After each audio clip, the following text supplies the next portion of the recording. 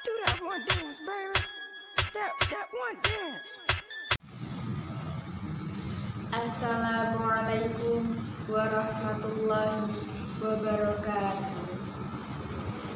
Alhamdulillahirabbil alamin wa bihi nasta'in wa ala umuri dunya waddin wa sholatu wassalamu ala asrofil anbiya'i wal mursalin sayyidina wa maulana Muhammad wa ala alihi wa ashabatihi wa man tabi'ahi bil ihsani ila yaumiddin. Amma ba'du. Puji syukur kehadirat Allah Subhanahu wa ta'ala atas rahmat, karunia serta hidayahnya pada kita semua. Sholawat serta salam tak lupa senantiasa tercurah limpahkan pada junjungan kita Nabiullah Muhammad sallallahu alaihi wasallam. Yang terhormat Bapak Babai Barnawi SAG MSI selaku dosen pembimbing mata kuliah PPL Dakwah 1 dan juga teman-teman yang saya banggakan. Kebahagiaan. Apa kebahagiaan itu? Kebahagiaan itu apa sih? Apakah saat kita kaya, kita cantik, kita memiliki segalanya, atau apa?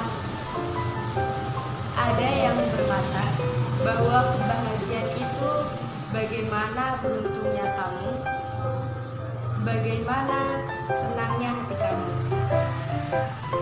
Jika begitu, maka jelas kita lebih beruntung kemana-mana. Kita lebih beruntung daripada siapapun. Tetapi lihatlah saudara kita yang berada di Palestina. Setiap hari mereka mendengarkan suara ledakan bom, tembakan peluru, atau mungkin hal yang lebih mengerikan dari itu. Tetapi mereka masih tetap bisa tersenyum, bahkan kadang tertawa. Mengapa? Sebab mereka memiliki Al-Quran, mereka memiliki Allah di dalam hati mereka. Lalu apa itu kebahagiaan? Kebahagiaan itu tergantung bagaimana kita memahaminya.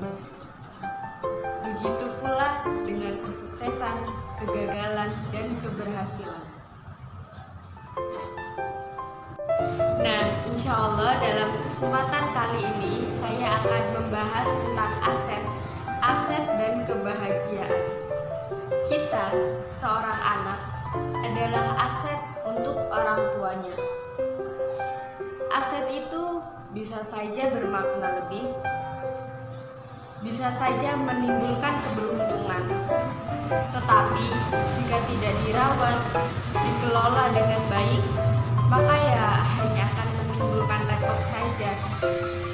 Karena sejatinya kita adalah aset terbesar dari diri kita sendiri. Dalam Al-Quran surat Al-Baqarah ayat 152 juz 2, ayat ini pernah diajarkan oleh guru saya kepada saya. Ayat ini tentu saja bukan ayat yang biasa-biasa saja. Ayat ini ayat yang luar biasa. Ayat ini berbunyi, dan ingatlah kepadaku, niscaya aku akan ingat kepadamu. Bersyukurlah kepadaku dan jangan engkau ingkar kepadaku. Quran surat Al-Baqarah ayat 152. Kenapa ayat ini ayat yang luar biasa? Begini, bayangkan saja jika kita ngefans dengan seseorang, kita mengidolakan seseorang, artis misalnya. Setiap ada kesempatan, kita pasti memberanikan diri untuk bertemu dengan sang idola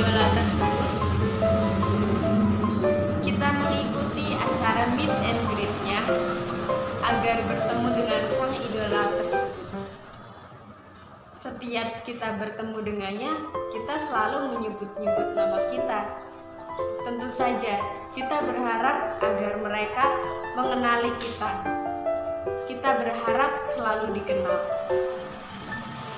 Suatu saat, kita mengikuti lebih banyak acara untuk bertemu dengan sang idola tersebut. Ya, sekali dua kali mungkin sang idola lupa siapa nama kita, karena mereka fansnya banyak sekali. Bahkan untuk mengingat kita saja kemungkinan hanya 1%. Tapi saat kita mendapatkan kesempatan lebih banyak untuk bertemu dengan sang idola tersebut, kita memberanikan diri. Lagi asik ngantri nih, tiba-tiba ada yang menyapa. Halo, nama kamu Dewi ya? Kamu yang kemarin pakai baju warna pink kan? Bayangkan, sesenang apa kita, selebar apa senyum kita pasti senang sekali. Ternyata idola yang kita sukai mengenal kita, bahkan dia mengingat kita memakai baju warna apa pada saat itu. Senang sekali bukan? Itu saat kita bertemu dengan sang idola, itu saat kita diingat dengan sang idola. Sekarang bagaimana Allah? Bagaimana saat Allah mengingat kita? Saat Allah menyebut nama kita, kita selalu yang disebut oleh Allah. Kita selalu yang diingat oleh Allah. Bagaimana rasa senang itu? Diingat manusia saja, senangnya senang sekali. Bagaimana jika Allah? Pasti bahagia sekali, bukan? Korelasi dari aset yang saya bicarakan sebelumnya adalah saat ini di usia remaja maupun dewasa, orang-orang sedang berlomba-lomba membeli aset, jual beli tanah, apartemen, rumah, investasi, saham, atau yang lain sebagainya. Namun sebenarnya, apa sih aset itu? Aset terbesar dalam diri kita, yaitu aset mengenal Allah. Aset yang paling mahal yang kita miliki.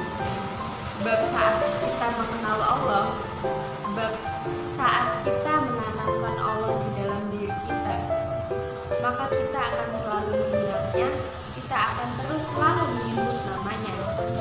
Saat senang maupun susah, saat suka maupun duka, kita akan selalu berusaha untuk mendekatkan diri kepada Allah, meminta kepadanya, dan bahkan kita akan menjadi aset yang paling mahal. Sebab apa? Sebab kita mengenal sang pencipta dunia ini, sebab kita mengenal sang pencipta alam semesta ini, Allah yang memiliki segalanya. Apa yang tidak akan Allah kasih pada kita? Insya Allah, saya juga sedang belajar. Saya tahu itu semua membutuhkan proses, tapi saya yakin Allah pasti akan menerima siapapun yang ingin dekat dengannya. Allah pasti akan menerima siapapun yang ingin mengenal lebih jauh dengannya. Maka dari itu, ya berdoalah, semoga kita benar-benar mengenal dan dikenal oleh Allah. Semoga kita benar-benar ingat dan juga diingat dengan Allah Subhanahu wa Ta'ala. Demikian, itu saja dari saya. Semoga ada sedikit ilmu yang bermanfaat. Ulul bulu maqol